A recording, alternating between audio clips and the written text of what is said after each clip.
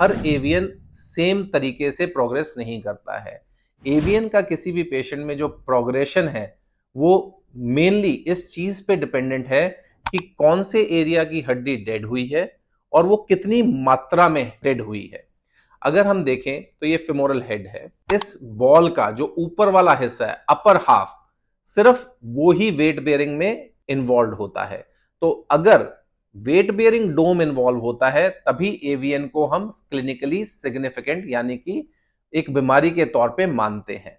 अब अगर हम ऊपर के हाफ को 3 हिस्सों में डिवाइड कर दें, अंदर का 1/3, बीच का 1/3 एंड आउटर 1/3, तो 1/3 1/3 1/3 3 हिस्सों में डिवाइड हो जाता है। अगर सिर्फ अंदर का 1/3 इन्वॉल्व हो उसको हम ग्रेड ए बोलते हैं। अगर बीच का 1/3 हिस्सा इन्वॉल्व हो तो हम उसे ग्रेड बी बोलते हैं, और अगर बाहर का हिस्सा इन्वॉल्व हो तो हम उसे ग्रेड सी बोलते हैं। तो ग्रेड सी जो बीमारी है, मतलब अगर तीनों हिस्से इन्वॉल्व हैं आपके, तो डेफिनेटली मोर सिवियर बीमारी है और ज्यादा प्रोग्रेसिव है।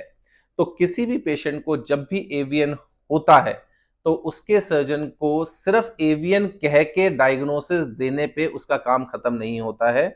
उस पेशेंट को भी ये समझना बहुत जरूरी होगा और सर्जन जो उसको ट्रीट कर रहा है उसको भी ये समझना बहुत जरूरी होगा कि एवीएन की स्टेज कौन सी है, यानी कि स्टेज 1 सोजिश वाली स्टेज, स्टेज 2 बोन डेड वाली स्टेज, स्टेज 3 चपटे हुए हेड वाली स्टेज, स्टेज 4 आर्थराइटिस वाली स्टेज। और हर स्टेज में कितना हेड इन्वॉल्व है, क्या वो 1/3 हेड इन्वॉल्व है, क्या वो 2/3 हेड इन्वॉल्व है, क्या वो पूरा आधा हेड इन्वॉल्व है।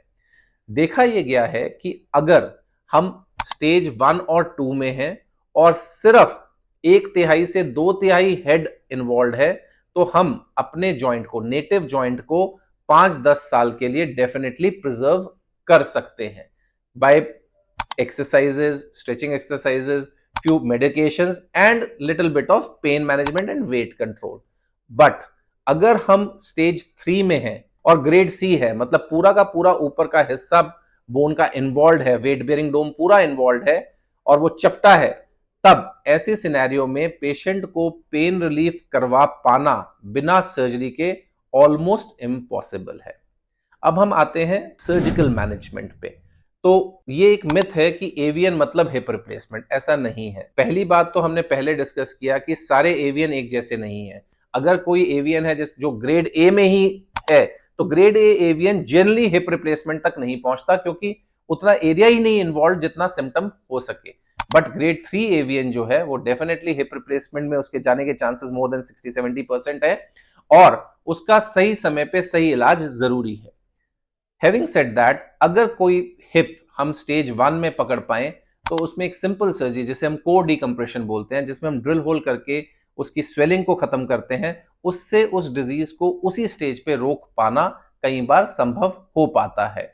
अगर कोई पेशेंट किसी सर्जन के पास स्टेज 2 में आता है तो उस स्टेज पे अगर पूरा इन्वॉल्वमेंट नहीं है हेड का, मतलब कि वो सिर्फ 1/3 या 2/3 इन्वॉल्व है, तो कोर डिकम्प्रेशन और बोन मैरो से उस हिप को काफी समय तक हम पेन फ्री और बचा के रख सकते हैं।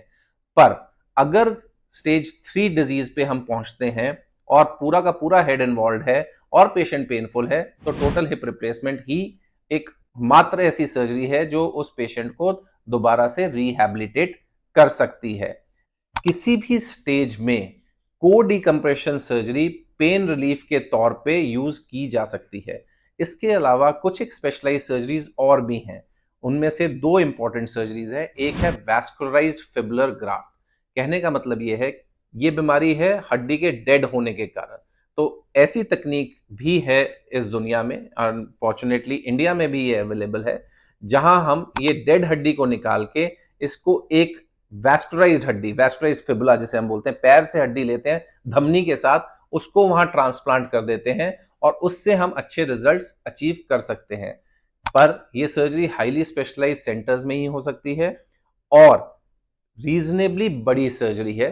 तो इसके जो बेस्ट रिजल्ट्स हैं वो वेरी यंग पेशेंट्स जिनको ग्रेड सी इन्वॉल्वमेंट है, मतलब पूरा का पूरा हेड इन्वॉल्व है और अभी कोलैप्स नहीं किया है, उस स्टेज पे ये सर्जरी कामयाब हो सकती है। इसके अलावा एक रीओरिएंटेशन सर्जरी भी होती है। उसमें क्या करते हैं, हम इस बॉल को कट करते हैं गर्दन से और इस बॉल को 180 डिग्री घुमा देते हैं ताकि अनइन्वॉल्व जो हिस्सा है आधा वो वेट बेयरिंग डोम में आ जाए और जो इन्वॉल्व हिस्सा है वो नॉन वेट बेयरिंग बन जाए। इससे जो नॉर्मल हिस्सा है वो वेट बेयरिंग हो जाता है और उससे पेन खत्म हो जाता है। अगेन ये बहुत ही टेक्निकली डिमांडिंग सर्जरी है और इसको कामयाब होने के लिए हिप का स्टेज 2 में पकड़े जाना बहुत जरूरी है और पेशेंट को मोटिवेटेड होना चाहिए कि एक बड़ी सर्जरी वो करवाने के लिए तैयार हो। इन सब चीजों के अलावा एवीएन जब भी कभी किसी को होता है ये जानना बहुत जरूरी है कि पेन जो है वो 3 प्रकार से एवीएन में आता है। पहले जब सोजिश आती है तब एक एक्यूट स्टेज ऑफ पेन आती है जो 3 से 6 हफ्ते तक लास्ट कर सकती है। उसके बाद पेन फिर स्टेबल हो जाता है। उसका मतलब ये नहीं है कि बीमारी खत्म हो गई है, उसका मतलब सिर्फ ये है कि वो सोजिश खत्म हो गई है और अंदर ही अंदर बोन डेड हो रही है। फिर नेक्स्ट स्टेज पे जब एक्यूट पेन आता है, बॉडी जब वो हड्डी को अब्सॉर्ब करके सब कॉन्ट्रोल कोलैप्स होता है, उसके सरफेस का जो कोलैप्स होता है तब एक्यूट पेन आता है। वो कोलैप्स धीरे धीरे धीरे फिर सबसाइड कर जाता है और 3-6 हफ्ते बाद वो पेन फिर से सबसाइड कर सकता है। उसके बाद एक बेसलाइन पेन पेशेंट को हमेशा रहता है टिल द टाइम पेशेंट की आर्थराइटिस सेट इन करती है।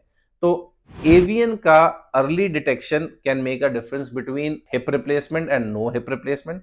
सेकेंडली, हर एवीएन का प्रॉपर तरीके से gradation and classification is very important so that हम हर एक एवीएन को इंडिविजुअल बेसिस पे ट्रीट कर सके, क्योंकि जैसे हमने पहले डिस्कस किया हर AVN is not equal to total hip replacement. Thank you very much.